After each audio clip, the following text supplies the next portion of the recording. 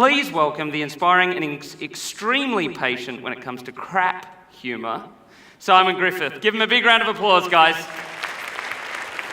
Thanks, Simon. That was terrible. Thanks, mate. Thank you. It's always horrible to be introduced like that, but I'll roll with it. So what I want to... Did you guys get that one? I'm not sure I threw it in subtly there. Roll.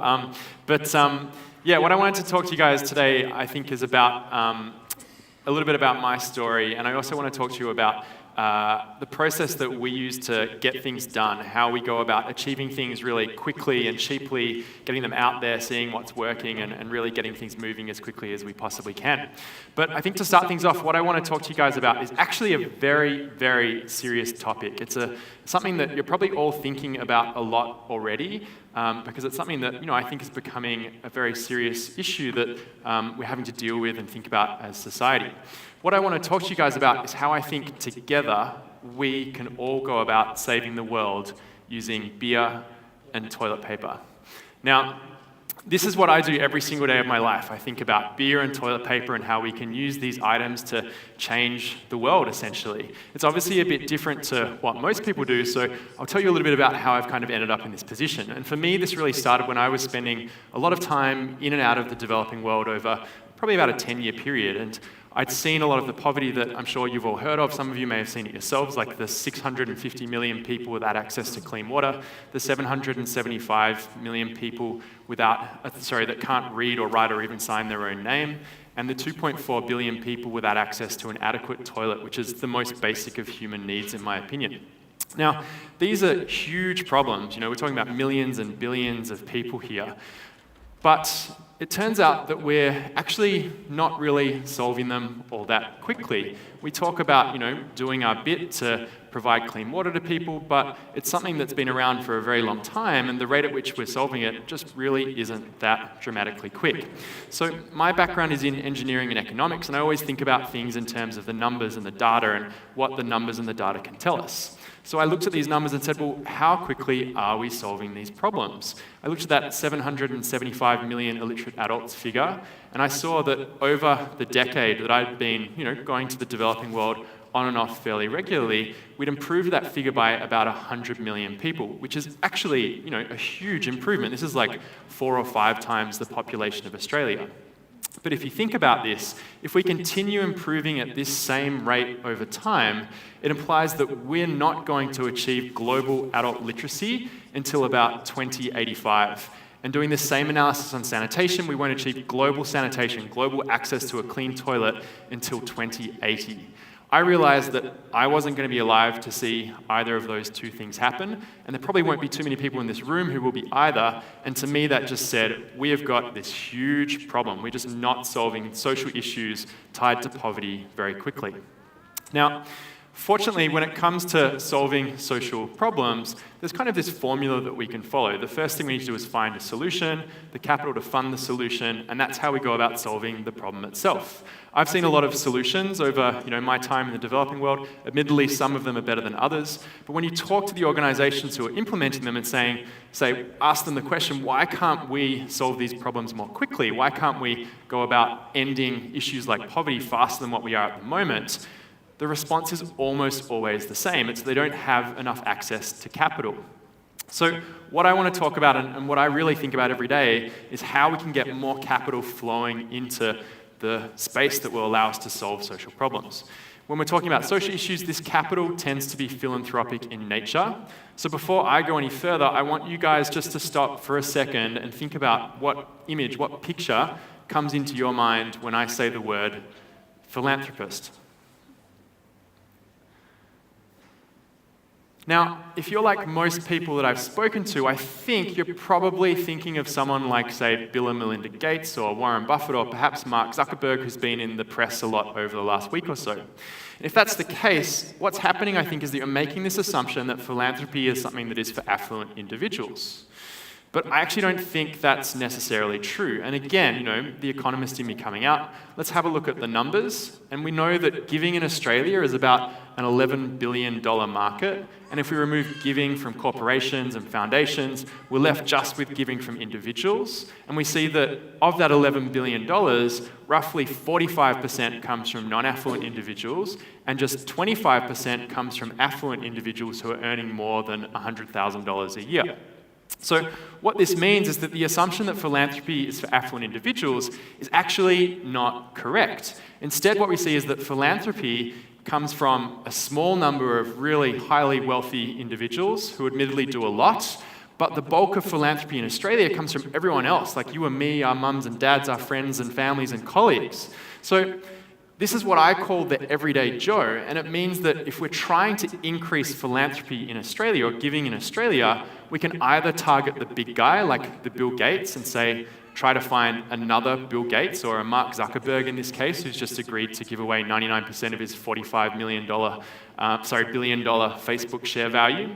Or instead, we can target the everyday Joe and see if it's possible to get the everyday working Joe to give just a little bit more, because they're such a huge part of the philanthropy market as it is. Now, to give you an idea of the sort of scale of impact that this can have, if we take the everyday working Joe in Australia, in this case I'm using myself as an example, and we can get the everyday Joe to give just $500 more a year, this is going to increase giving in Australia by $6 billion in total.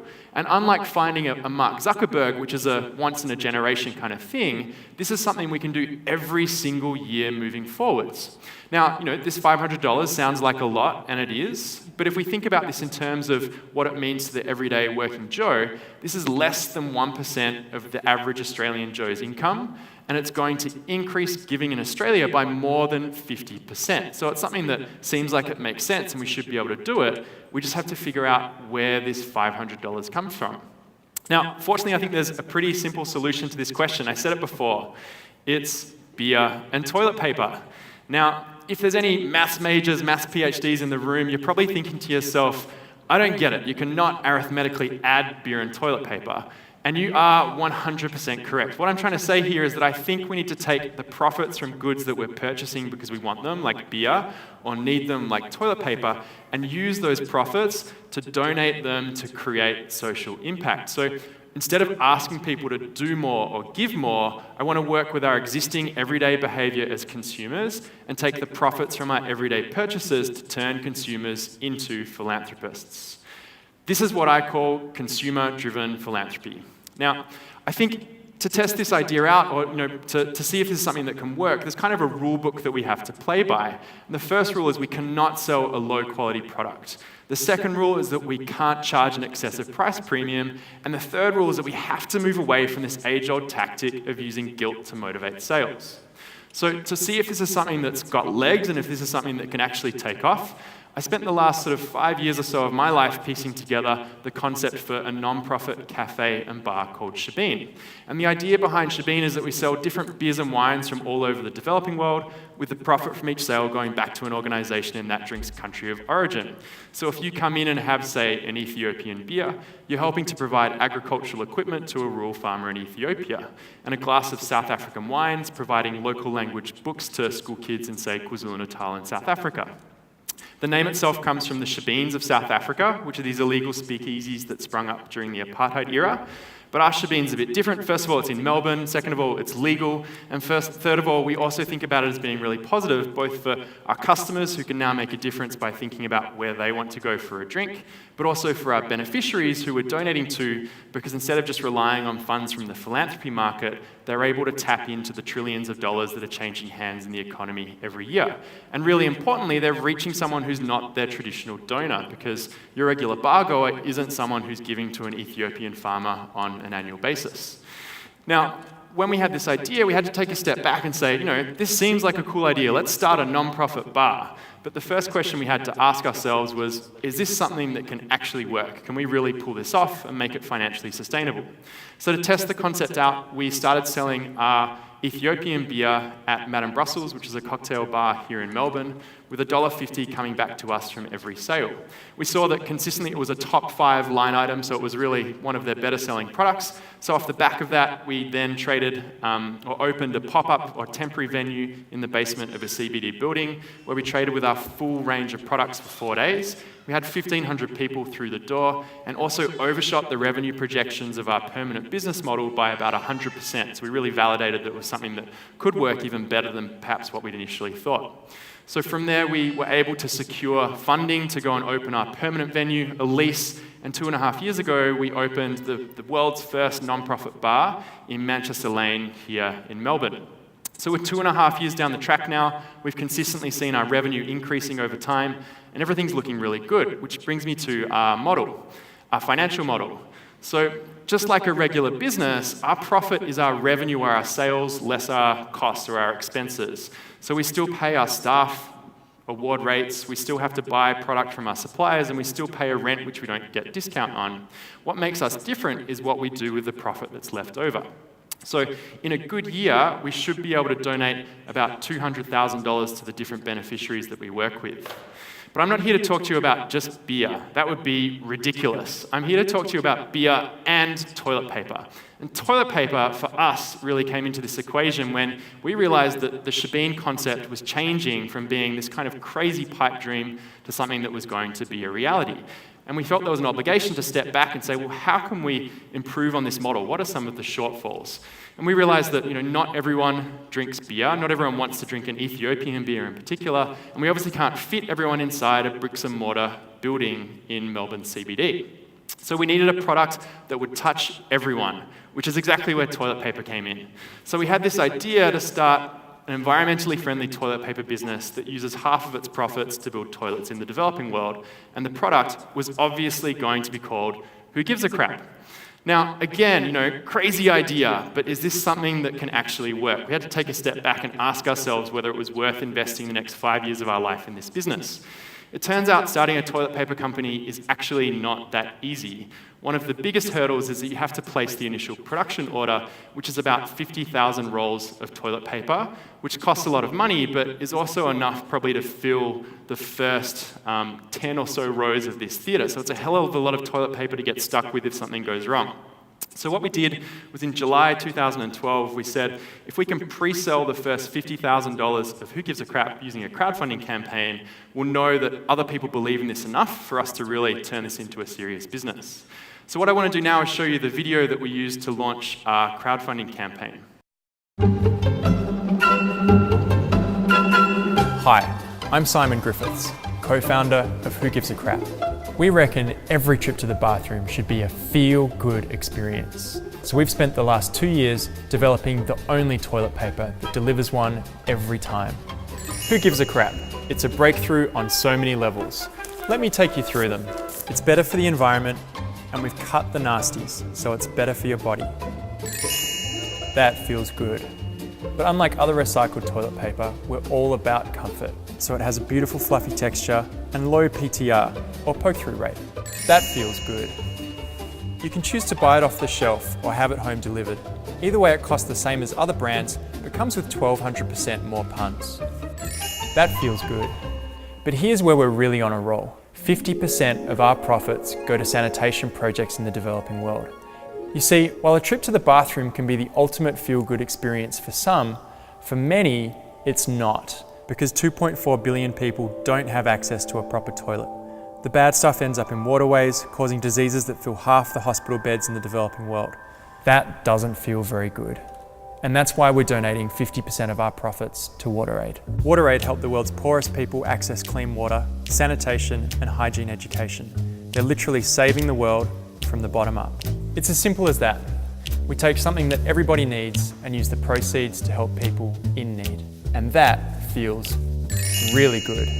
Heading up Who Gives a Crap are Jehan Ratnatunga in LA, Danny Alexander in New York, and myself down in Melbourne, Australia. We're engineers and product designers who in 2010, through a shared passion for humanitarian aid and toilet humour, developed a business model that grabbed a lot of headlines and won a bunch of awards for entrepreneurship. We're busting to press go on the first production run and create Who Gives a Crap's first edition. Our feel-good toilet paper needs a feel-good price. And for that, we have to order in bulk. But we need $50,000 to make that happen. Basically, we need toilet paper. And like anyone who's waiting for toilet paper, we need someone to help us out. We're asking for your support. We need $50,000 to fill our warehouse with the first bulk order of Who Gives a Crap. And I won't be leaving this toilet until we've raised enough for our first order. I'm sitting down for what I believe in, and I'm not getting up until I've got some toilet paper. $50,000 worth. Till then, you can jump on our website and see me sitting right here on our live feed.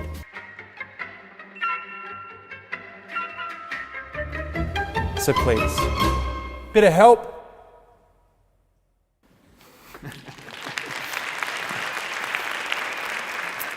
So this is what our website looked like when you came to our campaign page. You can see me here sitting on the toilet in our warehouse with 2 hours and 37 minutes in, with $3,900 in the bank. So everyone's pretty optimistic at this point. We're just getting started. I think this is about 8:30 a.m. on the 8th of July, which was a Tuesday morning. So fortunately, from here, we got picked up quite quickly by national television in Australia, national print in Australia, national print in the US, and for some unknown reason, we still haven't figured out why, we were crazy popular in Brazil and Greece. So we managed to basically create this huge social media storm, which resulted in about $1 million of equivalent PR value, and we had 2.5 million social media hits. And after 50 of the most horrible, painful, never-to-be-repeated hours of my life, we'd pre-sold the first $50,000 of Who Gives a Crap toilet paper. So at this point, we knew that everything was looking good. We've been able to create this concept, this digital idea that our supporters are wanting to share and tell other people about. And we had to figure out how we could carry that same concept through to the physical product that we were going to produce. And we realized early on that we hadn't received any supermarket interest, so we'd just be selling toilet paper online. So we decided to do things a little bit differently and pack every single roll in quite a fun, unique, well-designed wrapper. We put 3 red emergency rolls into the bottom of every box so you'd know when you're about to run out, solving the age-old toilet paper problem.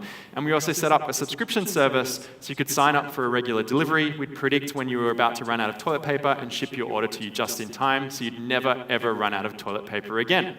Now, what happened next was really interesting. We did our first production run. It took about 8 months to get off the ground. We filled our warehouse. We had about 3 months supply in our warehouse, and we started sending product out to our supporters.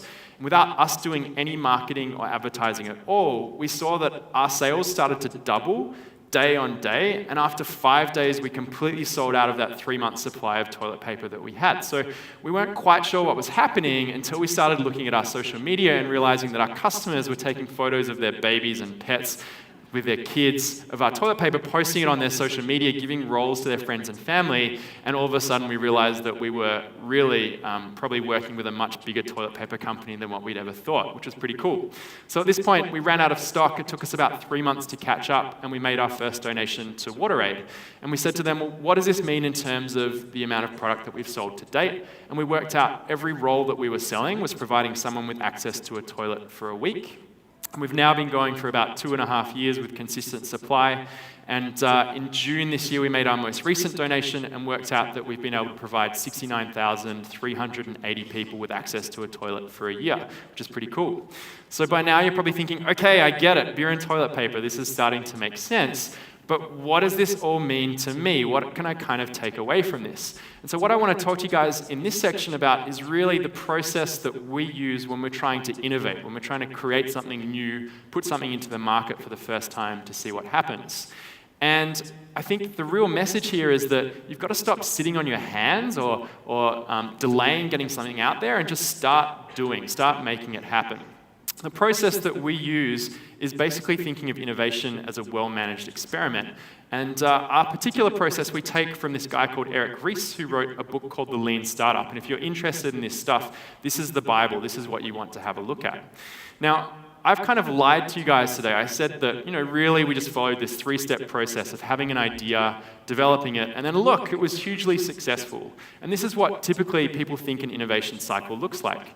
And that's not actually true. What tends to happen is you have an idea, develop it, fear launching it because it's you don't think it's quite ready to put out there. As a result, you spend more time and more money on it, launch over budget and overspend, and then what happens? 9 times out of 10, it ends up failing to achieve everything that you thought it would. So this is the statistic. 9 out of 10 times, 90%, these things are going to fail. Now, you get taught at school that failure is a very bad thing, and it is at school, but in business or in life, failure is how we learn what's working, what's not working, and then use that to propel us forward. So we have to stop thinking of these points of failure as a negative experience and instead think of them as learning opportunities. And if they're learning opportunities, they're a good thing, and we actually want to try and get to them as quickly as possible. So these questions of, was it on time, was it on budget, was it high enough quality, they're actually irrelevant. We need to stop wasting our time and instead figure out how we can cut out these really wasteful sections of the innovation cycle. So the real process should instead look like developing an idea, then developing a prototype, which is 80% ready of what we think we should be shipping something too early, putting it out there before we're comfortable releasing it to the market, and then we know that we're going to fail. This is going to happen anyway, so now we're just accelerating that failure process so that we can get to the learning opportunity, figure out what worked and what didn't work, and then restart this process again, because we're going to work through this time and time again until we've got something that's successful. Now, the technical term for what we've just done here, this is what's called a build, measure, learn feedback loop. And the idea is that step one, we're just building a prototype. So we're doing something as quickly as possible that just tests the core assumptions that are necessary to our success. And it's called the minimum viable product, or the MVP. The measure part of this feedback loop is then about releasing it to a small audience and building that up over time, because we know that we're going to fail. So we want to limit the number of people that are going to see or be exposed to the failure, and then get feedback from them and release it to larger audiences with each iteration. We've got to think about our customers as data points or experiments, and we want to see how they interact with what we release to them, and therefore use each of those data points as a piece of feedback to tell us what's working and what's not working. And importantly, we don't care too much about what their opinion is, because what someone says and what someone does are two very different things, which is why we need to look at their actions as opposed to just surveying them.